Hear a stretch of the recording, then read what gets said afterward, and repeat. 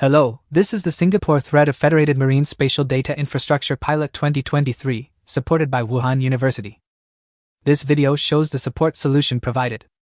In the thread, the ongoing escalation of global climate change presents a significant challenge for Singapore, a coastal city-state surrounded by the sea on all sides.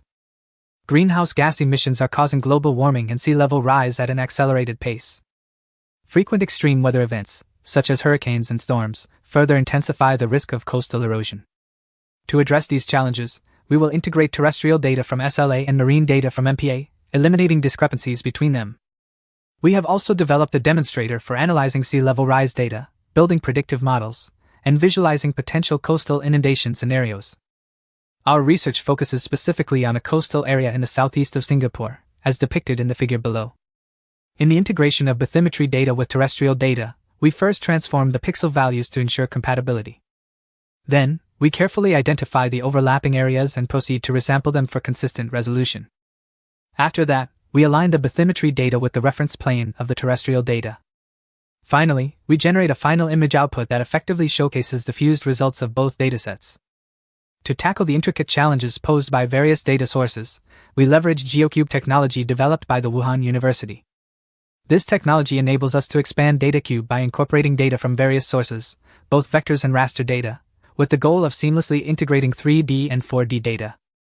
Our data organization model revolves around 4 key dimensions: product, space, time, and variable. The product dimension provides a comprehensive view of product attributes, while the spatial dimension employs rule-based grids for precise location information. In the temporal dimension, we manage time series data, including data acquisition time and standards. Lastly, the variable dimension focuses on raster data granularity, describing attributes like rainfall, temperature, and wind speed within RS imagery. Here is our solution architecture, which will be divided into 3 modules. The data collection module manages various geospatial data resources. These raw data are processed into analysis-ready ARD data, structured into common geospatial formats. Next, the data storage module efficiently organizes analysis-ready data into a common multi-source isomerized cube, managing essential operations like reprojection, resampling, and data slicing. This cube is subsequently stored in various GIS databases. The data service module supports data centers and publishing resources via standardized OGC APIs, such as coverage for raster data and feature for vector data, promoting easy access and sharing of geospatial data and analysis services. Now come to our demonstrator instructions. We've gathered spatial and non-spatial data based on historical events in Singapore and even conducted simulations. All these functions are in the History mode module. Just click it to choose your next actions. In the default map, we've integrated land elevation, 3D building, and ocean bathymetry data from SLA and MPA. You can get a clearer view of this data integration by enabling the Render Elevation Ramp option in the top left corner. After clicking the Singapore Cube function, the right panel displays parameters and status. These settings align with the GeoCube design, and data has been processed and stored accordingly. In the product dimension, you can select your preferred product, such as Global ERA5 or the higher precision Singapore Meteorological Station data. In the variable dimension, you can choose the variable to view, like total precipitation.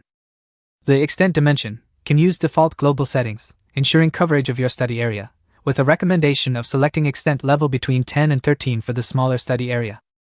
The time dimension spans from April 1st to April 30th, 2021, including a storm surge event in Singapore, which can be narrowed down to April 10th. Simply click Submit, and the results will be visualized on the base map.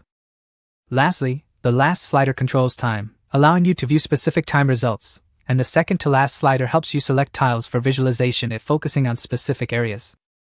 When you click on the wind field function, the system will display a visual representation of the simulated wind field over the Singapore area on the base map. After clicking Flood Analysis, opens a right side panel with operating options. Pressing Play button initiates an animated simulation portraying rising sea levels, depicting coastal inundation, and continuous inland erosion.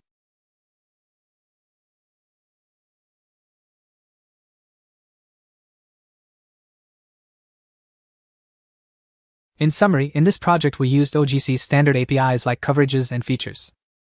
Unfortunately, the integration of marine and terrestrial data has so far only focused on limited regions. Therefore, our future efforts will be centered on incorporating a broader range of marine and terrestrial data. Additionally, we currently use simulated and imprecise meteorological data solely for sea level rise simulations. In the future, we intend to incorporate historical or predictive data into our work. However, our demonstrator vividly showcases the impact of varying sea level rise heights on coastal areas.